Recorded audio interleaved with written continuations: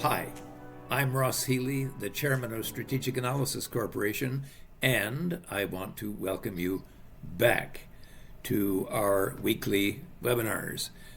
Today, I want to talk about gold, and in particular, I'm going to feature a gold stock, which I think is particularly interesting. But let's go back to say why I'm bullish on gold. And the principal reason is that the balance sheet of the United States was already, over a long period of time, had been weakening because of increasing debt and the decline of corporate taxation in particular. Well, this year, the advent of Donald Trump's tariff war is only making things worse.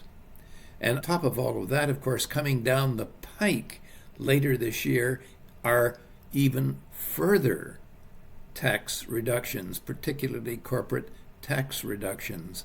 I think that the reason that gold bullion in particular, has been so strong when every other equity instrument has been weakening is the anticipation that there are going to be real solvency issues for the United States, and that is going to result in increasing inflation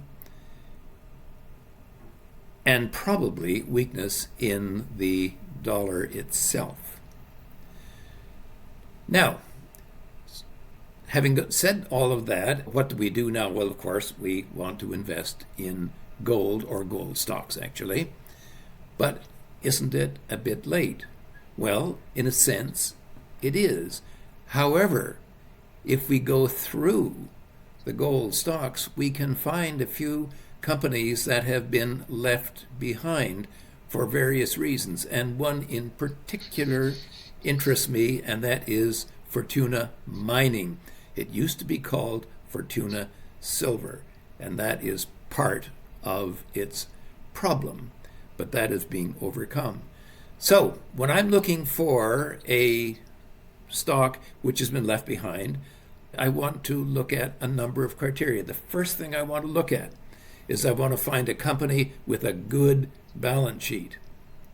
And as you can see, when I look at the chart and the table of data of Fortuna, you can see the stability ratio here is very strong. That's number one. Number two, I want to find a company that has a lot of upside potential.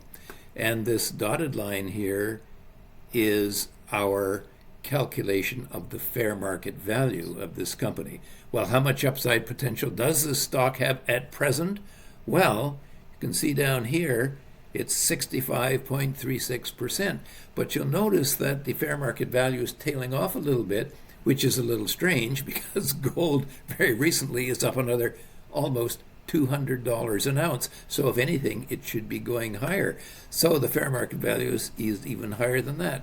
So that's two. Number three, I want to find a stock that's cheap. Well, unfortunately, a number of the leading gold stocks have been having quite good advances. But if I look at Fortuna, I see that it's trading above its book value. Well, that's the end price here on this chart. So it's trading above but not much, not compared to some of the gold stocks, which are trading up at 2 times book. My favorite stock actually is almost at 3 times book.